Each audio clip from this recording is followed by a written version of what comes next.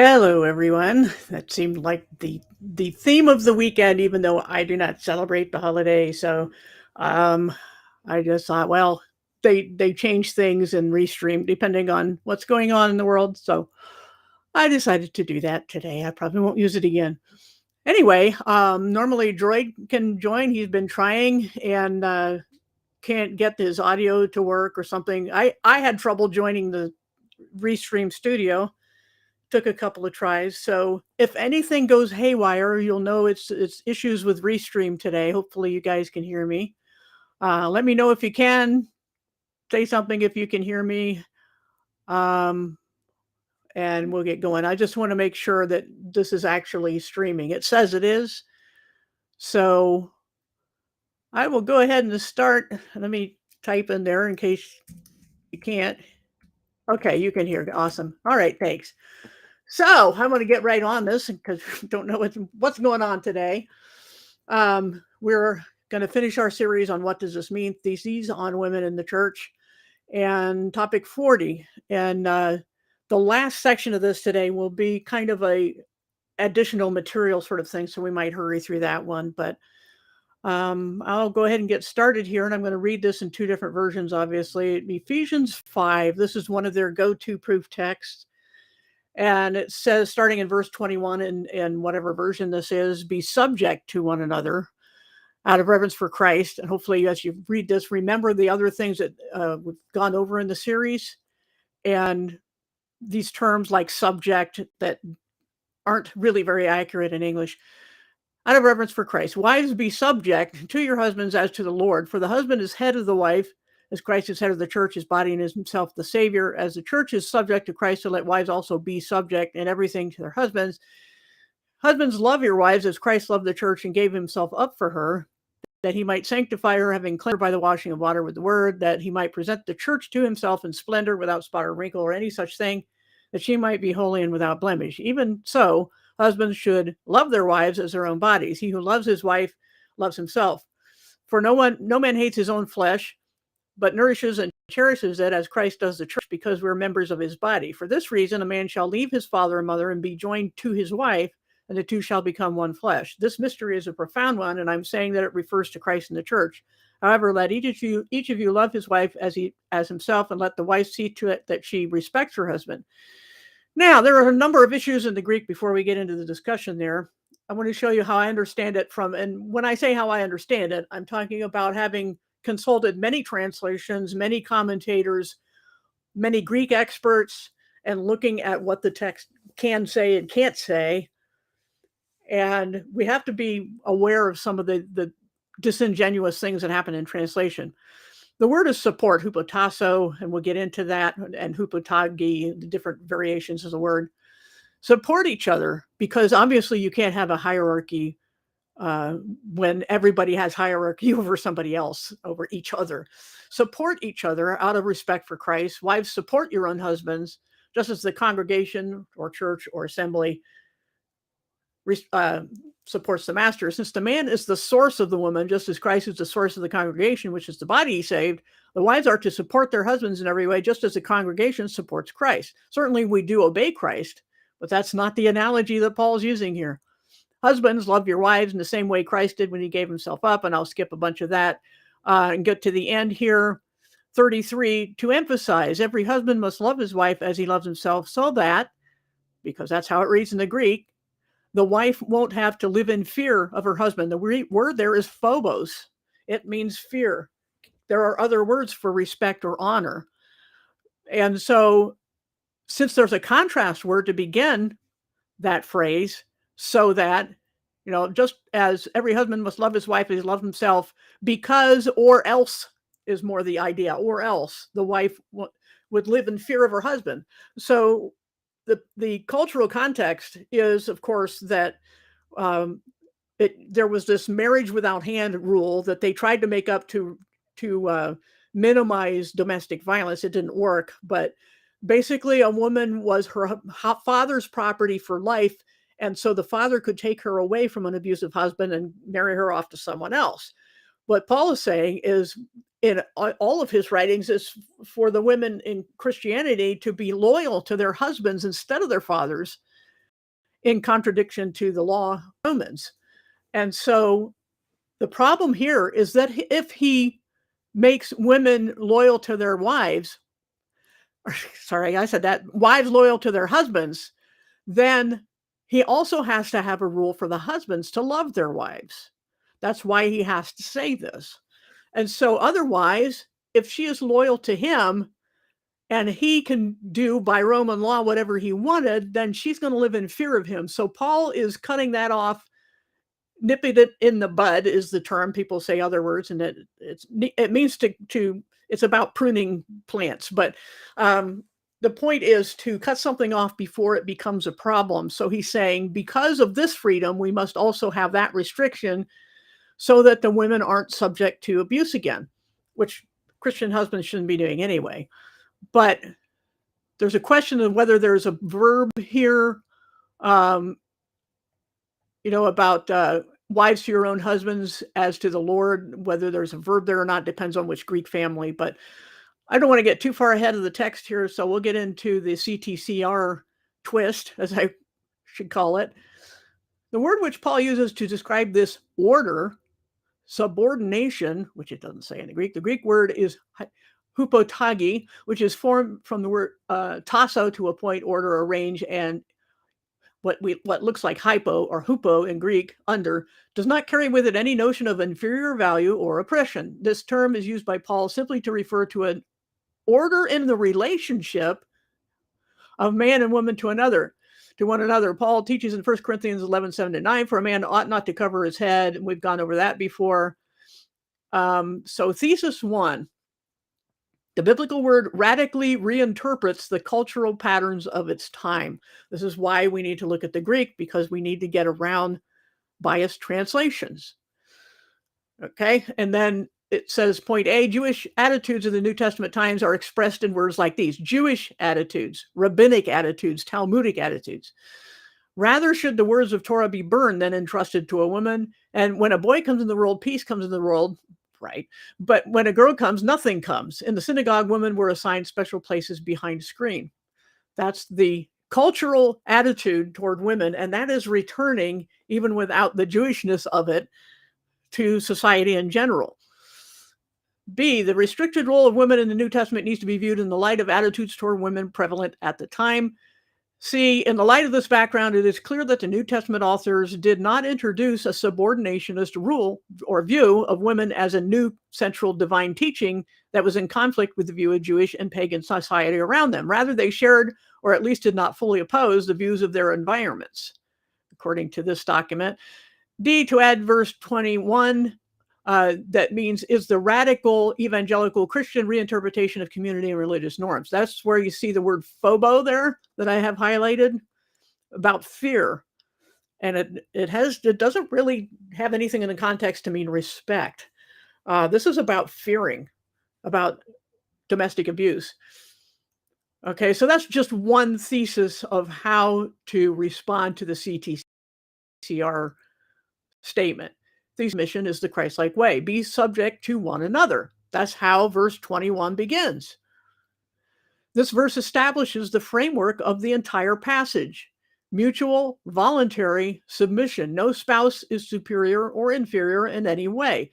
And you can say that you have equal value but unequal roles. That doesn't solve the problem, because it's actually fallacious, since you are, it is equivocation fallacy, because you're redefining what it means to submit to each other, because you're changing it into submit some to others. And I have seen patriarchalist writers actually say that, such as John Piper and people like that, who will say that some submit to others. They want to keep ecclesiastical authority of clergy over laity, and they want to keep husband authority over wife, and men over women in general. They want to keep that, and so they interpret things and translate things in certain ways. But verse 21 says, this is one to another, all of them to each other. Okay, sorry, it seems like it says that we're buffering. I don't know what to tell you to do about that. My internet's good as far as I can tell. I'm going to go to my channel here. I don't know what to tell you about that. going to mute that. Um, I don't know why it would be buffering. There's nothing I can do about it. Okay, sorry about that. Anyway, point C, much of the literature in discussing Ephesians 5 for some inexplicable reason begins with verse 22. Why do they begin with verse 22? Why is it that so many translations will put 21 in the end of the previous paragraph, which says, live in gratitude to God for everything in the name of our Master Jesus Christ. And they include 21 after that, support each other. But this whole rest of this section is about supporting each other. It goes with what follows, not what precedes. So sorry about the buffering. I again, I can't do anything about it. Our internet is working and I'm not getting any error messages, so I don't know what to tell you. Anyway, I'll try to plow through this. The passages which relate to the role of women in marriage, Genesis, Ephesians, Colossians, Peter, all urge wives to submit to their husbands, yet reciprocally, the responsibility of the husband is stressed. In these passages, husband and wife are seen as joint heirs of the grace of life, such as 1 Peter 3:7. Be subject to one another. Again, that's impossible if it's hierarchy. The English verb in verse 22 is not in the Greek. It has no verb. And again, it depends on which Greek family you use. But rather, the Greek form for verse 21 is carried over as understood into verse 22. Wifely submission is dependent upon the verb for mutual submission. We cannot separate the issue of voluntary wifely submission from mutual submission. In other words, whatever the wife is being told to do to the husband must also do to the wife, as also every Christian does to every other Christian. When Paul speaks of wives submitting themselves to their husbands, he's building upon the concept that every Christian is intended to submit to every other Christian, to serve every other Christian, to defer lovingly to every other Christian. That's the Christian principle. Sometimes verse 21 is translated as if it begins a new section only incidentally related to the preceding section, submit to one another. But it's more likely that the Greek phrase submitting to one another retains here its usual force in the context of the parallel phrases that precede it, a subordinate participial clause dependent on the preceding imperative. In other words, the submission of 521, like the worship of 5:19 to 20, flows from being filled with God's Spirit. These are all a list of all the ways that Christians submit to each other, which is not hierarchical. It's deference and being kind and cordial to each other. Clarifying mutual submission, the CTCR, or I'm sorry, the Springfielder, this time it confuses me when he puts the type in yellow. A woman who sees her rights and her dignity of being a human being as violated by the obey clause, which it doesn't say, in the marriage ceremony, in marriage ceremonies, it should never say obey, has never calculated the honor and dignity of being wife and mother and the price of the loving service she owes her husband. Paul does not use the word obey for wives towards husbands. Every time I've ever heard a marriage vow that says that the wife will obey her husband, I just cringe. It's all I can do not to ruin the wedding and just sit there and bite my tongue. Okay, thanks, Rachel. Apparently both Restream and YouTube are having issues today. Yippee. Anyway, the word obey is not there. It should never be in any marriage vows. There is no reference to the husband possessing authority over his wife. No permission is given for the husband to demand that his wife submit to his authority, if he had any. The husband is not given leave to rule the wife or to be lord over her. There is no lording over, and there are no exceptions. There's no reference here to a chain of command. This passage depicts marriage not as a hierarchical organization, but as a living, unified head and body organism. Remember what we said about head and body, which they all believed at the time, the first century, the Greeks, and Paul used as an analogy in two different places in his letters, where the body and the head are interdependent. And the head was thought to be that the body grew out of that. That's the way it seemed that babies develop. They always have this big head. And so they thought that the body grew out of the head, but the body is needed by the head to do anything. And the body processes the nourishment that comes in through the head. And so they're interdependent. So that's the analogy Scripture uses, not a business, not an army, not any kind of organization, but a body, which is an organism. Christ is himself the provider of definitional definitional, never seen it in that form before, content for head, self-giving, cherishing, self-sacrificing, nourishing, not exercising domineering authority and rule. The word kephali for head did not have that in its semantic range in the first century. The thrust in this passage is not to the Christ possessing authority over the church, but to the church's willing self-subjection to Christ. That is to say, we realize our dependence on him. He doesn't depend on us, but he has chosen to use us to join his, to do his will in this life. And I think Droid is trying to join again. I still don't see his avatar or anything. So anyway, Christ's self-humbling and voluntary self-humiliation is pictured as a model for the Christian husband, not for the wife at all. That's why there's this big section here, husbands love your wives, which is, as I've said the word before, pericope. It's a bookend sandwich to emphasize everything in here is about husbands love your wives. A lot of words for husbands love your wives.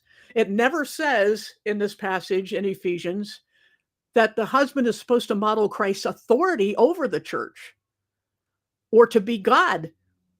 It says to model his love, his sacrifice, his self-giving to the point where he washed his disciples' feet. That's what the husband is being told to emulate. Culture and society do not define the roles, but rather the pattern between Christ and his bride, the church. The ideal is one flesh, achieved when there is mutual submission prompted by the Spirit.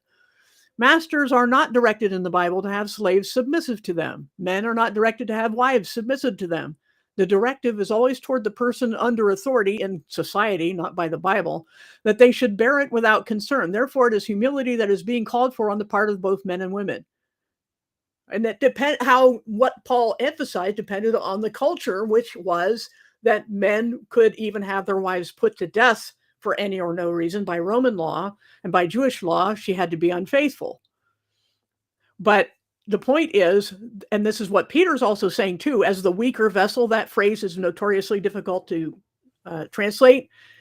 And in the opinion of many scholars, it means that she is at a social disadvantage. That's what weaker vessel means. And so because she's in this weaker position by society, then the man has to be more protective, more supportive because of that, because of his the imbalance that society gave men over women.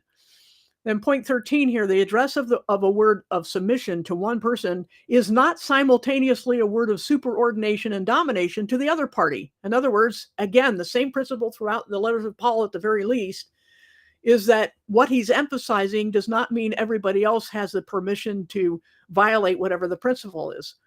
So again, if he's telling one person to submit, he's not by default telling the other person to dominate or rule over. To ask women in a specific context to be submissive or silent is not in order to make males or even the church to subject women to lesser status or silence or exclude them from certain functions. In other words, it was bad logic to say, because Paul didn't tell any man to be silent in the church, then he isn't that simultaneously this means that men can rule over and women can never teach. It's just bad logic all over the place. And then a quick thesis too, the concept of kephali is not applied in the scriptures to public ministry, as the CTCR keeps saying. The concept of kephali is not used in any office within the early Christian church within the New Testament. The term is only used in the context of the marriage relationship, and it has to do with sources, as we learned in 1 Corinthians 11. Therefore, any application of this concept to the church's ministry is an inference which does not have direct warrant in the text itself, in contradiction and contraindication to the CTCR that we quoted earlier. I don't know if Droid is able to talk yet. Okay, he can't connect to Restream. I don't know. It's just one of those days. Those things happen. Hello. Hello, I hear you. Okay, well, I've kind of got two different browsers open, one doing half the work and the other doing the other half the work. So I'm not really sure how this is working, but at least I'm doing something. Well, don't touch anything. It's just days. All right. So yeah, it seems like we got two different tech issues happening. with YouTube and Restream, and just loads of fun. So anyway, I don't know how much you got to hear of the first section. I was able to listen to it. Okay. Any comments? No. All right. The point, the overall summary of that is that being subject to one another cannot mean what it means in English.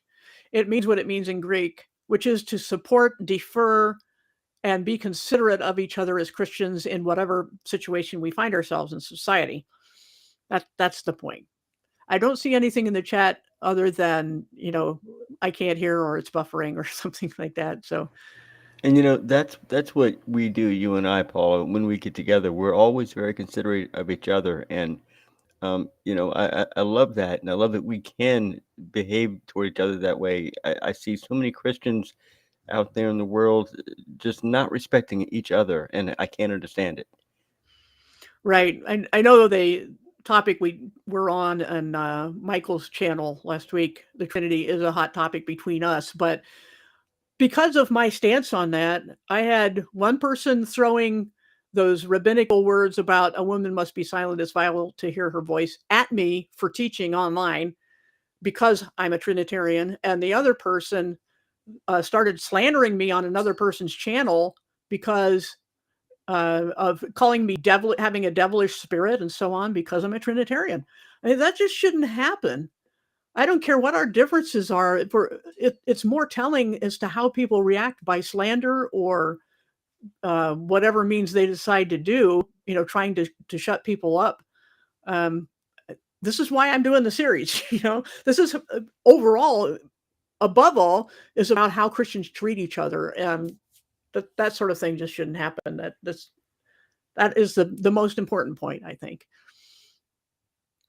All right, so we need to get going here on number 41. Hupotasso. The word hupotasso, often translated to English as submit, in its basic New Testament context of relationships between believers, suggests a voluntary, Christ-like act, a self-giving, without the implication of being forced or coerced by another. As again, the supreme example of Jesus washing his disciples' feet, which he did after they were arguing about who was the greatest in the kingdom of heaven. The noun hupotagi is used 4 times in the New Testament, and the verb tasso means to order, position, determine. We learned that in the last lesson. And it goes over what it means in the active, passive, and middle voices. And basically, middle and passive are very similar, that the only difference being that the middle voice is you participate in the action in some way, but you are receiving the action. Whereas passive is you have nothing to do with it. It just happens to you. And active means you're doing the action. So if it was, and they don't go over which voice it is in this passage, so I'm not sure why they're bringing that up. But the point is, I guess, that what it means, what its semantic range is determined by the grammatical situation that it finds itself in. It can either mean place under subordinate subject, or become subject to someone or something, or voluntarily submit oneself. So that's the middle voice, to defer or surrender one's right, which is the same thing in Hebrews 13, where it says, defer to those who brought you the gospel and copy their way of life, and to those who are watching over you because they are being held responsible for, that's Hebrews 13, the very last chapter. They're going to be held to account for what they teach. So try to get along with them, try to be cordial, don't make their job more difficult. And so that's the sense that we have in these passages. And the verb hupotasso, I'm pronouncing H here because that's the way it is in the Greek. It has a rough breathing mark, but they're not translating here, is employed 39 times in the New Testament. And so we have plenty of context in which to figure out what this word means. Now, the CTCR says, the woman is reminded, always in the context of an appeal to the grace of God revealed in Jesus Christ, that she has been subordinated to man by the Creator, and it is for this reason that she should willingly accept his divine arrangement. Wow. The motivation for voluntarily submitting oneself. Never does the New Testament remind the woman that she has been subordinated to the man by Creator. This never, ever happens, and yet they claim it does in so many passages. Contrary to the CTCR implication in the above quotation, the woman is reminded to subordinate herself as Christ subordinated himself. Did that mean Christ had to take orders from the church? No. Even when Jesus said, "For the Son of Man came not to be served, but to serve and to give his life as a ransom for many," that's how he served, to give his life as a ransom for many. He bent down to our level, took on our flesh and our human nature, live an example, his life as an example of how we should relate to God, gave it up for us and suffered horribly, and then rose again to give us the example and the hope that this would someday happen to us too, that we would be resurrected in new immortal bodies. And that's how he subordinated himself to us, not by making his disciples authorities over him who would give him orders. So if husbands are supposed to emulate Christ's submission, then what does that mean? Not lording over. They have to think about what Christ did and consider whether or not they're following him when they say that wives are supposed to obey husbands. I can't think of a more toxic way to conduct an intimate relationship than to make it hierarchical. Order of creation ideology is never given as the reason for self-submission. The Greek word for subordination, as used in the New Testament, is related not to any order of creation theology, but to Christology and soteriology, which is, Christology is the study of anything to do with the Christ, the Messiah, as soteriology is about salvation. And then he has this chart here. And he says he's got a verse, and he describes what the verse is about, the object of the subjection, and the rationale behind it. Okay, so Jesus was subject to his parents. Then let every person be, which is more of a command, subject to governing authorities, Romans 13, I've been over that in my other videos. And then the rationale is by the mercies of God. So for the sake of God being merciful to us, that we should try to get along with the governing authorities and not be troublemakers, because this would at the very least bring disrepute upon the body of Christ, and we don't want to do that. One must be subordinate in conscience to the governing authorities for the sake of, or subordinate for the sake of conscience. Spirits of prophets are subject to the prophets, for God is a God of peace, etc., etc. And then you have all these, again, there's an object and a rationale for all of these. Each time the object of hupotasso is specified, or each time it's specified, with the exception of 1 Corinthians 14:34, about husbands and wives. There's no object given. See, these objects are, who are you subordinated to? It's absent in 1 Corinthians 14:34. Okay, so let's look that up real quick here. Unless you happen to have that, Droid. I don't yet. Okay, I'll just go get that. 14, did I do that right? Yeah, 14:34. This is that where they're writing the woman must not be allowed to speak, but be supportive, be subjected. It doesn't have an object. Supported or subjected to whom? Each time, so that's the exception. They don't have an object. How are you supposed to submit yourself to someone if they don't even specify who it's submitted to? Submission is mutual. Frequently, when someone is admonished to be submissive, the one to whom the person is to be submissive is also exhorted and reminded of the need to differ from the normal cultural pattern of domination. And then it says, in other words, here's that balance again. Just as with husbands needing to love because their wives are told to be loyal, so also we have this submission here as being the object and the corresponding admonition. I know the screen is a little, let me make this wider because it's messing up the columns here. Verse admonition, okay, I guess that does belong over there. It's hard to tell sometimes the way they break lines. Anyway, we have a verse admonition, an object, and a corresponding admonition, I guess. I think that's the way the PDF was. It's like, it doesn't make any sense. Anyway, verse, object, corresponding admonition. That's how it should read. Romans 13:1, let every person be subject to whom? The authorities. Why? For he is God's servant. Okay, and the same thing with all the Ephesians and Colossians, wives be subject, husbands love your wives, or out of reverence for Christ. So when it does give an object, it gives a corresponding balance. It's mutual. All right, so the purpose of submission is not authority, but service. First Peter 2:13 to 3:6, 1 Corinthians 9, to win the other for Christ. In other words, especially in 1 Peter, if I'm remembering the right passage, it's to win, it's for Christian women, Christian wives of unchristian husbands, to win them over. Because if she spoke in contradiction to his gods, she could be put to death. And so she couldn't use her words. She wasn't allowed. It would cost her her life. It would be better, he says, in this situation to demonstrate the love of Christ, okay, and open the door. That's the purpose of being deferring is, yeah, you could speak, but what good does that do if you're dead? Whereas you can continue to witness and try to win them over for Christ by your behavior. 1 Corinthians 11:11 is mutual care. 7:35 to promote good order and secure your undivided devotion to the Lord. There are reasons to do things that are not about authority but service, because every time you do service, if it's truly service, you are humbling yourself before someone else who does not have authority over you. The dynamic of submission is be subject, self-initiated, not imposed from above. And they talk about the middle voice of the Greek, etc. Compare Philippians 2:3-8 was about, well, let me go there. Philippians 2:3-8, unless you have it.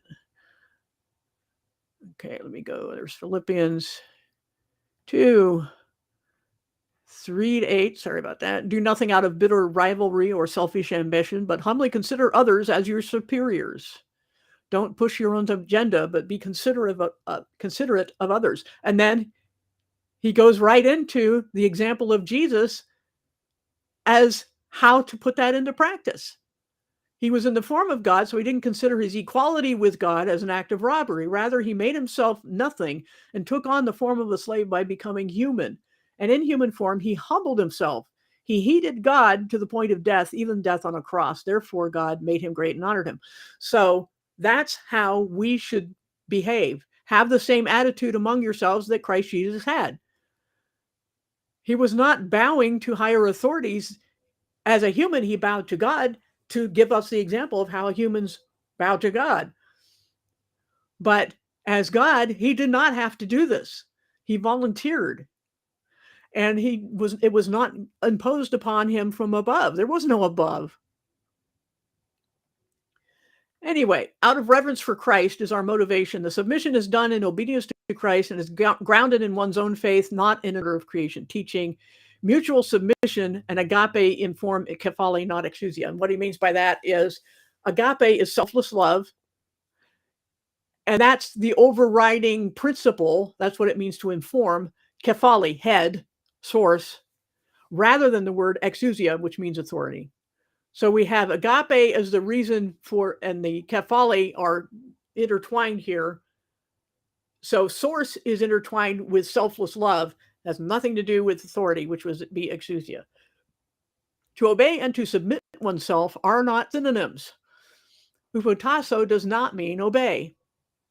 To obey means to respond under a required order from a higher authority. There are three other New Testament words which express obey better, and they give these three words. Hupotasso does not imply a blind, uncritical acceptance or agreement to the person being submitted to. And we could go if we, well, I don't really have the time, but look up Acts 5:29 and 4:19-20 on submission, or supposedly in those contexts. The problem of these Greek words submit to each other in Ephesians 21 is to be solved not by attempting to explain away the idea of reciprocity or mutuality, but by recognizing that hupotasis here does not mean obey. The real meaning of the phrase becomes clear when we compare Romans 12:10 and Philippians 11:3. The three phrases in Greek would all seem to mean essentially the same thing, which is defer. The motive for submission or deference, then, is an inner one, one's faith relationship to Christ and through Christ to one's neighbor. Just be a nice person serve others, and you will be hupotasso-ing or hupotagi-ing, and you can't put authority and master-slave into the Greek text. You just can't do it. But they do it anyway in translation because most people don't know any better. And because the translators know better, they will be held to account. So, a complete and wholehearted submission, I hope it is, okay, didn't skip anything. Complete and wholehearted submission amounts to giving oneself so completely that one lays down his or her life for the other. This, in fact, is precisely what husbands are told to do in Ephesians 5:21-33. That's because that's what Christ did. Ironically, this is the passage most frequently used to mandate the wife's universal and unilateral submission to the husband's authority over her. This is how bad commentators and translators are twisting the Greek text. CTCR, I think. Yes. No. Yellow text again. LCMS, Commission on Theology and Church Relations. The word which Paul uses to describe this order, subordination, the Greek word for subordination is hupotagi, which is forms of the word, and we've seen this again, does not carry any notion of inferior value or oppression, or relationship. We've read that before. And then they go into 1 Corinthians 11. So they're just reiterating the text we had earlier. The appropriate English reference need to be found for hupotasso. That's the problem. Note the following English definitions of the word submit. English definitions. Synonyms: yield, relent, bow, defer, submit, capitulate. These verbs all have a sense of abandoning or retreating from a position or stand. And here we're going to be splitting some hairs. Yield has the widest application. It can refer to giving way for reasons ranging from recognition that one is overmatched to the acknowledgement that an adversary's position is the more correct one. Defer can mean either giving way to authority or changing one's stand as an act of courtesy, respect, or recognition of another's superior knowledge, judgment, or the like. Submit implies giving way out of necessity after opposing unsuccessfully. That's the English meaning. And then they go into yield, any sort of degree of giving way before force, argument, persuasion, or entreaty. Submit suggests full surrendering after resistance or conflict to the will or control of another. That is to say, if you're losing a fight and you know it, you can submit and end the fight. Defer implies a voluntary yielding or submitting out of respect or reverence or deference or affection toward another.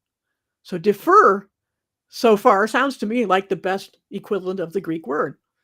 The word subordination in English clearly implies inferior, placed in or occupying a lower class, rank, or position.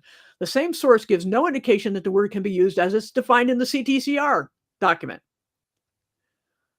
So they don't even use the correct English word. The dictionary definition of submit is the least in corresponding to the theological Greek word hupotasso. The New Testament understanding is not giving way out of necessity after opposing unsuccessfully, nor full surrendering after resistance or conflict to the will or control of another. That's not what's in view in these contexts at all. If hupotagi does not carry with it any notion of inferior value or suppression according to the CTCR, then careful scholarship asks that we find an English equivalent of the Greek to say what the Greek says. If it does not mean to appoint, order, or arrange under, then we need to use those terms. Or if it does mean, but it doesn't. As a noun, order suggests structure and rigidity.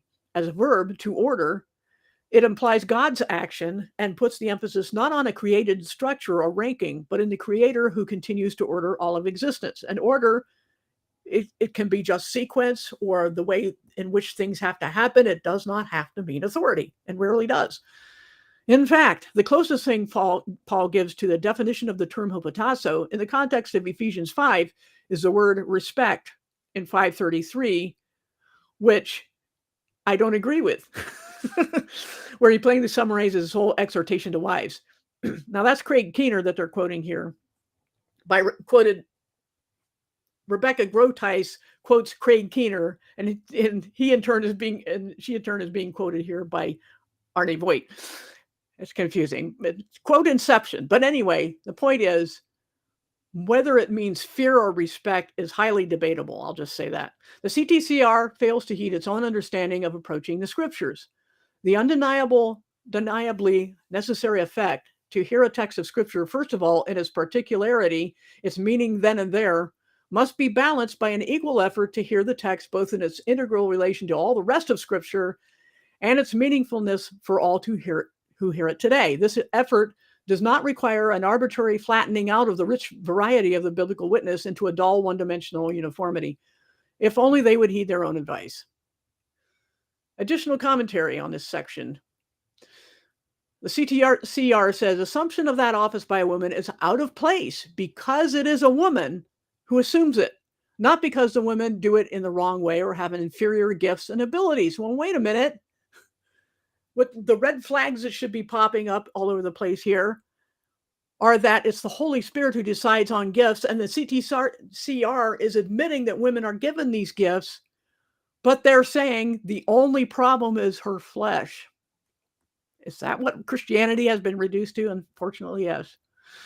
Social structures would disintegrate into anarchy, chaos, where mankind is seek to live by a purely egalitarian model of communal life. In other words, you have to have some rules, but they should never be based upon your flesh.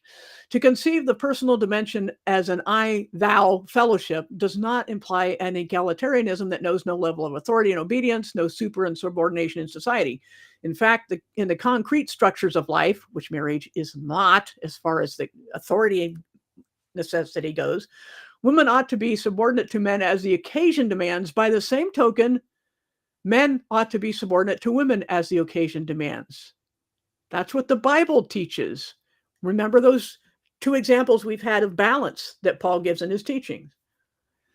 It is not the subordination of some women to some men, but the subordination of all women to all men because they're women that constitutes the indefensible thesis. Indeed, the unscriptural thesis.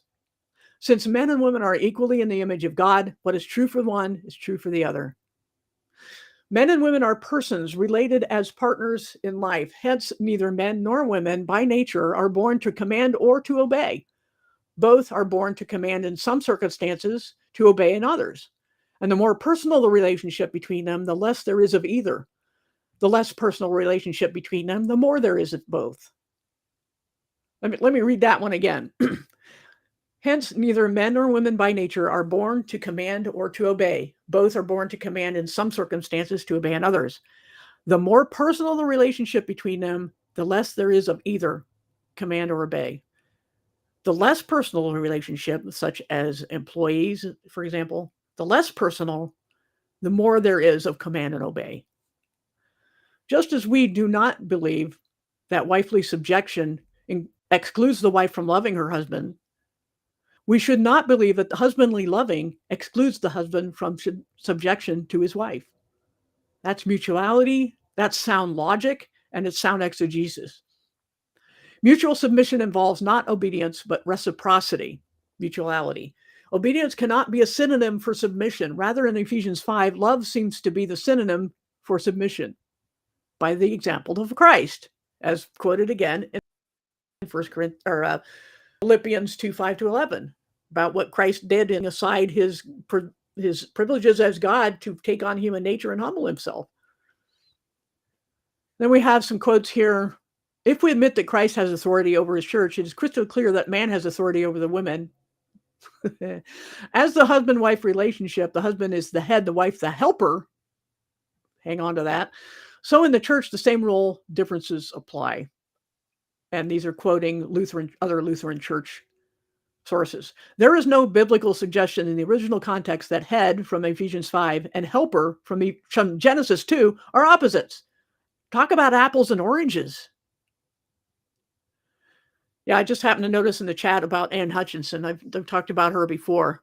Yeah, what a tragic story and a cautionary tale against anyone who thinks that a woman teaching is against the word of God. I do not want to be in those Puritans' shoes at the judgment. I'm sure I'll see Ann Hutchinson in heaven, and I'm sure I won't see those Puritans. Not all Puritans, those ones who judged her. Anyway, head and helper are miles and miles apart. Head is source anyway, and helper is one coming to the rescue or aid of another. It is not a subordinate.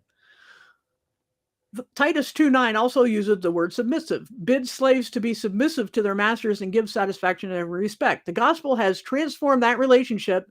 Consider abolitionist pre-Civil War thought, because we did away, again, as I've said before, we did away with slavery. That's clearly wrong.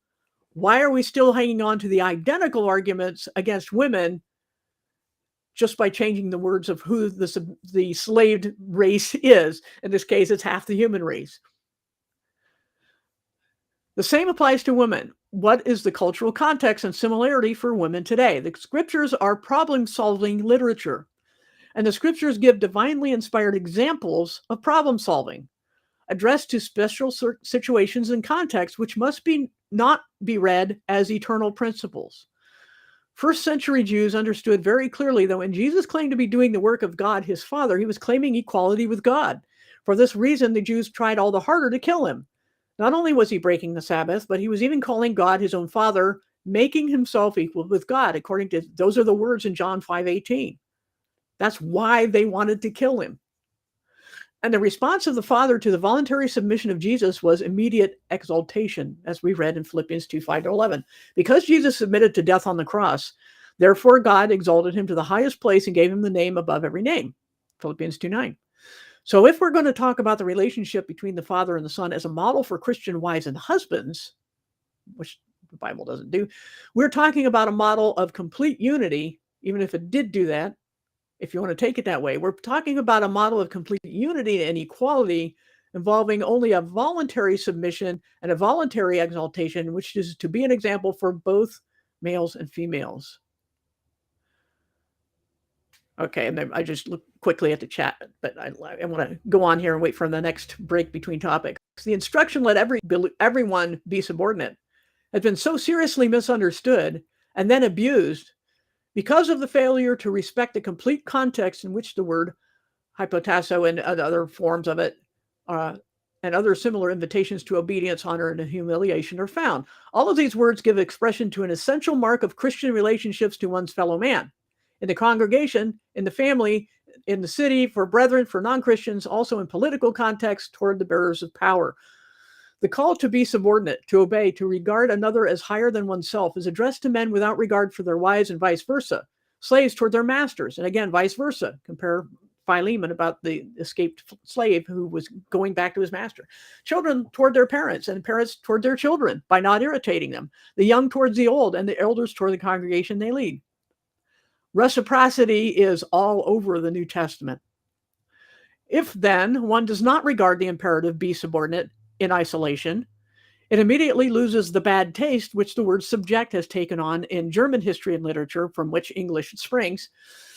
It does not mean playing along at every price, nor slavish obedience, nor bowing before the throne and altar. It is not the attitude of the loyal citizen in the time of national absolutism.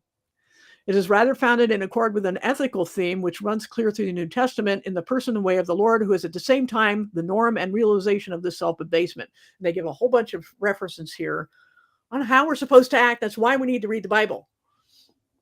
But read it in various translations, but understand this is the universal prejudice. This is why you need to study something that isn't a patriarchal bias.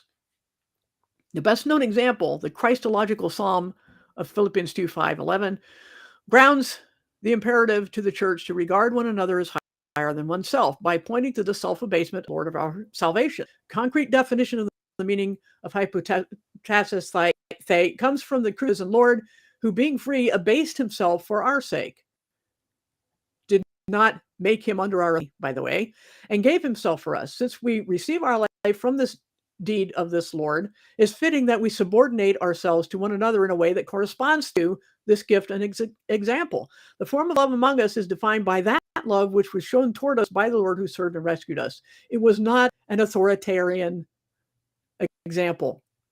He said, even I, the Son of Man, did not come to be served, but to serve. If, on the other hand, one understands these words in isolation, that is to say, you cherry pick them and take them out of context, then one has made of this root word for discipleship a formal and passive obedience which takes from the subject his own arbitrariness. That is to say, it takes it out of our hands and makes us disobey the scriptures and not submit ourselves. It's the same with tithing. If you can't, the Bible says to give without compulsion. How can you give without compulsion when you're being compulsed by guilt trip sermons about tithing? It's impossible. But the blame for this misunderstanding does not belong to the New Testament, but to our unbelief, which is made out of the call to freedom and discipleship and a way of the cross, an invitation to duck out of danger, to get out of the way for the benefit of whatever group may be in power. That's not how it should be. So if all these terms in principle is a posture befitting the gospel of the self-abasing Lord of the world, then it is in every situation a free, extremely aggressive way of acting, taking a very clear account of the situation, including feeling and understanding and will, always including the possibility of a spirit-driven resistance of an appropriate disavowal and refusal, ready to accept suffering at this or that particular point. In other words, if you think it's okay for Christians to defy authority when it would cause you to commit a sin, as the disciples showed by example when they were taken before the Sanhedrin and told to shut up and not spread the gospel, and they said, decide for yourselves whether we should obey you rather than God. They did not shut up. So passive resistance in a way, actually not so passive, but they didn't do any armed rebellion. What they did was, we have to obey God, and we were mandated to go out and spread the gospel, the good news about Jesus rising from the dead and being the Messiah. So if we take that example, then how can we ignore it in other situations and say that, no, this is an absolute hierarchy, you must obey me because God made me the boss of you because of my flesh? Going on here, to adopt the free act of submission or deference for the Christian is recognition that God has created and redeemed the other, and is a sign of and fundamental worth with the other, with the one to whom one freely submits or defers. That is, deference is not a sign of submission to authority. Addressed to the subordinate person in the order, such as an address, makes of this one a decision maker, assigns renewed responsibility, and makes this one service an area of witness and ministry. You choose to do it, not you're compelled to do it. If slaves then are to be submissive, and in today's social context we would argue that slavery is evil, this injunction regarding women must also be seen in the same light. Some conclusions. When Christians are asked to submit or defer to one another, the theological reason given is never order of creation, but Christological, soteriological, or doxological, which is praising God. Order of creation rationales are never used with hupotasso. It isn't because Adam was created first. Nothing is because of that. The submission or deference of one Christian to another is a recognition that the other person is a representative of Christ to the other. In accordance with Matthew 25, 40, and 45, it's the glad recognition that the other person, as Christ's representatives, has an infinitely greater claim upon ourselves than one has oneself. All this one and oneself is very confusing in modern English. But basically, we're saying that this is what it means to treat others as better than yourselves. They're not better, but you treat them that way voluntarily, and they will reciprocate. That's how the Christian community is supposed to behave. God is not setting up or reinforcing a created hierarchy. He's talking about equal relating and equally submitting oneself. The injunction to be submissive or show deference is always directed to the one under authority by society, never to the one the person is subordinate oneself to. For example, in Ephesians 5, wives are counseled to show deference to husbands, but husbands are never told to subordinate or subjugate your wife. Hupotasso in the New Testament usage contains the seed of reciprocity. Please to be submissive or defer are counterbalanced also by a word to the second party regarding that person's behavior toward the one giving deference. In other words, with slaves and masters, it says slaves don't just act nice when the master is watching you, but be a good servant as society requires. On the other hand, masters, don't be harsh with your slaves, because you too have a master in heaven. So this is how Christians were being pastored to deal with social injustice. The vast majority of feminists, whatever that word happens to mean, are pleading for the equality of men and women. And that's true. That's what it is supposed to mean. But I've called it the Christian F word because people use it as soon as they hear the word feminist. They're immediately triggered into someone with purple hair who doesn't know what gender they are or thinks it's okay to kill babies. That's what they put that all in the same basket. But in truth, effeminacy is saying, don't be a supremacist of any sort. That's what egalitarian means.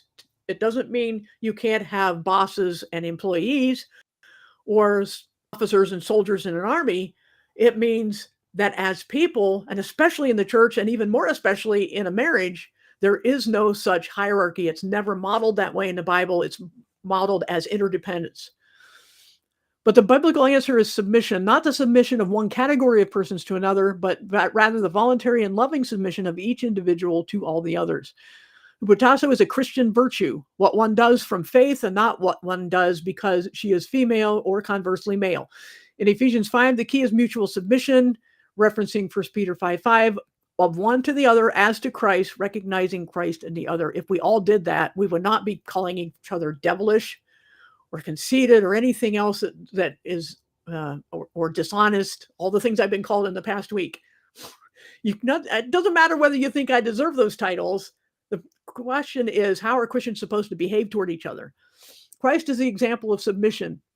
Here in Ephesians 5, his voluntary humbling is pictured as a model for the Christian husband, not for the wife.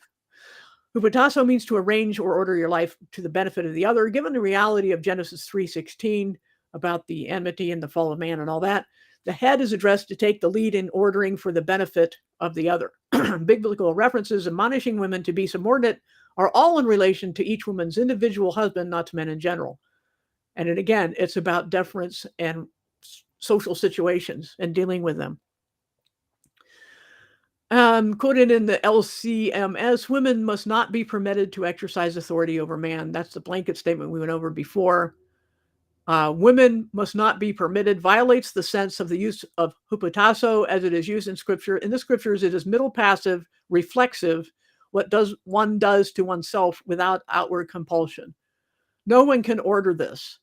And if a woman is seen to be not obeying a man as someone else thinks she should, it's not their place to tell her she must obey. At the very least, that's what the Scriptures are teaching us. Questions or comments? I would say not only study the word to know how we should treat other people, but spend time in prayer about it. Spend time asking the Lord to put on your heart how you should treat other people each day as you wake up. Spend 15 minutes praying about it, and the Lord will reveal his will to you during the day as you deal with people. Excellent advice. And I can tell you, when we use test the spirits, we use the Bible to do that. I can promise anybody who thinks the Spirit of God or through prayer ordered them to lambaste someone or slander them, that they didn't do that. That wasn't the Spirit of God that told you that, because the Bible does not teach such a thing. All right, let's try to hurry and get through. And I'm just going to skim this because it is the last section. It's just, we've gone, in other words, we haven't exhausted all the biblical references to this topic. But this will go into excruciating detail in these various passages of, anything that wasn't already covered in excruciating detail about how Christians are supposed to act, how our faith is not a flesh-based faith, and how people ignore the Scripture and sometimes even their own arguments when they try to put a prejudice into the Scriptures.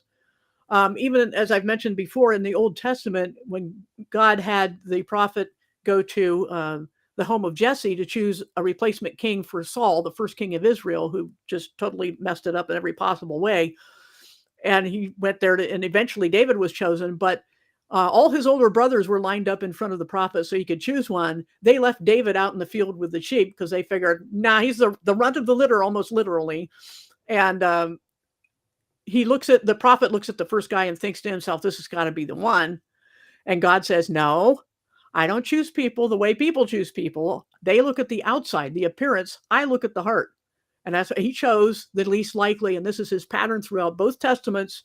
When God intervenes in society, especially in Jewish society, he will choose the younger over the older, the weak over the strong, the people of little repute over those with titles.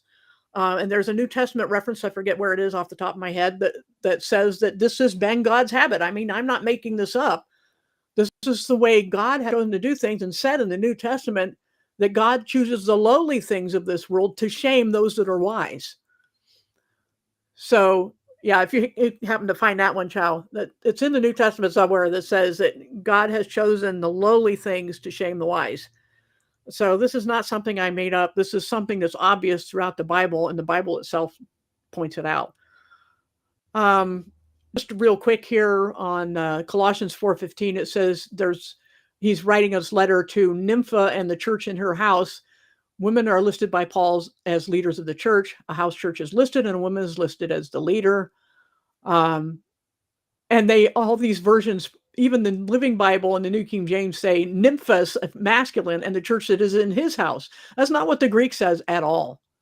They're lying to you, the translators. They're deliberately changing genders, doing gender benders on the Bible, as they did with Junia in the past. Couldn't get away with it anymore. Here they are doing it to Nympha, a woman, and the church in her house. So this is what we're up against.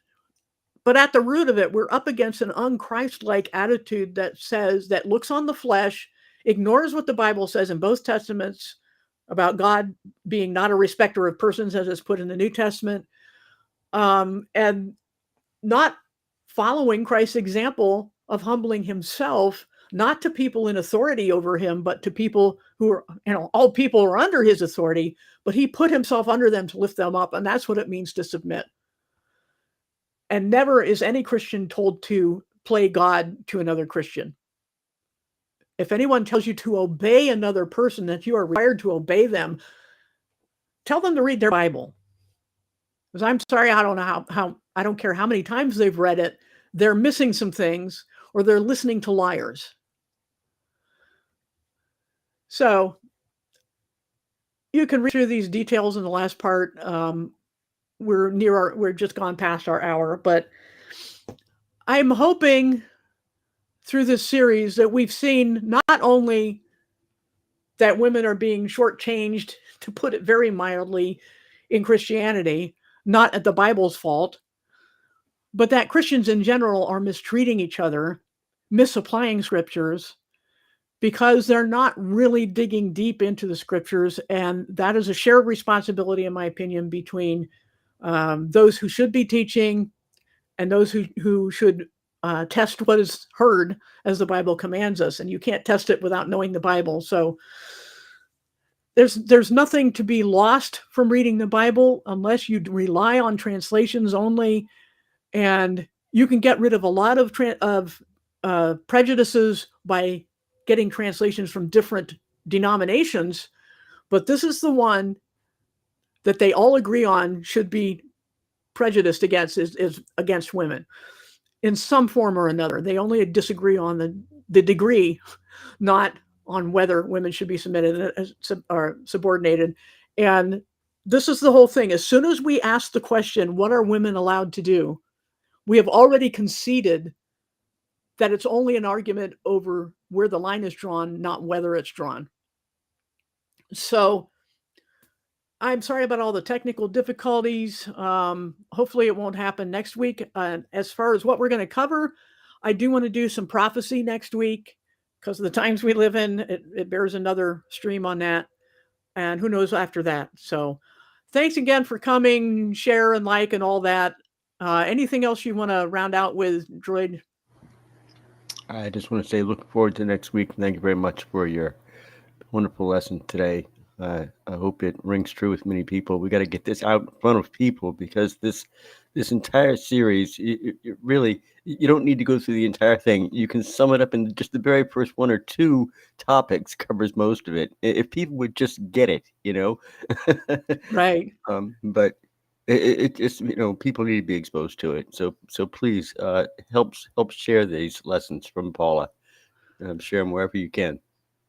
Thank you. And of course, this is all the reason I went through this instead of just my own material this time is because I'm quoting this guy, Arnie Voigt, because it's a man and because, it's another, just another approach to the topic where he's specific against his denomination, but brings out a lot of good points. I don't agree with him on every other topic, but his approach to and thoroughness of study on this topic is what I wanted to emphasize. And he asked, what are the basic questions to ask people who are against women preaching?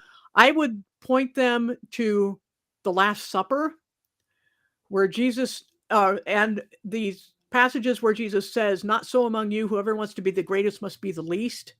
Appeal to the basic principles of how Christians treat each other, which is not so among you, greatest is or greatest should be the least.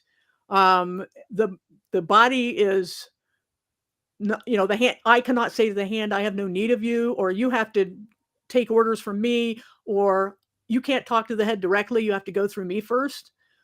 So the body analogy, the example of Jesus and him submitting himself to all of mankind, even though they were not in authority over him. That's how Christian submission works. That's what it means when it's applied to women. But appeal to the basic principles, the overarching principles. It's kind of weird to say they're both basic and overarching, but that's just how it is. They are both, because you can't have Christian community on any other foundation than quality. Yeah, not so among you is the big one. And the example of Jesus himself submitting to all people that he died for. So I hope that's a satisfactory answer. And if anybody demands more than that, demand more than that from them as well. Like I've said before, if I went into all this detail for a total of at least 18 hours in this series, and somebody wants to say Arnie Voigt is wrong, or I misquoted Arnie Voigt in some way, I need them to do 18 hours worth of research. I need them to at least show the same depth. If it doesn't take 18 hours, that's not the point. The point is the depth of research and the thoroughness of research. If you're going to tell me I made a terrible mistake about something, deal with every little point that touches on the matter. Be thorough. Because I'm not asking you to do something I haven't done. And so if somebody wants to ask you a complex question, they should allow you to give a complex answer. And this is anything but a simple question. This is not a simple question. It's just like when that guy threw that passage at me that wasn't even written by Paul. It was something he was refuting about a woman's voice being vile and she has to shut up. If they throw a verse like that at you, throw one at them. Not so among you. The greatest must be the least. But if you're playing that kind of game with somebody and they're just throwing stones at you, the best thing to do is say you'll pray for them and walk away, because it never ends well. All right. Speaking of ending, we need to end our live stream, and I hope we don't have the technical difficulties next week. So everybody especially pray during the upcoming Halloween things. We know that there are a lot of awful things that happen during that time. It's a high pagan holiday and all. And people need prayer and spread the gospel. If somebody wants to come to your door and give them candy and a gospel tract or something, don't care what they do with it, they came to you. So God is sending you people to witness to. And yeah, don't cast your pearls before swine. Exactly. I give people chances, sometimes too many, and then I walk away and they call me a coward. That's just going to happen. They'll call you a coward if you walk away, but be discerning, be wise, and remember everything Jesus said, such as, be merciful, but also don't throw pearls to swine. That is to say, don't keep beating your head against a brick wall. If you know somebody's not listening, move on to somebody who does and use the time wisely. All right.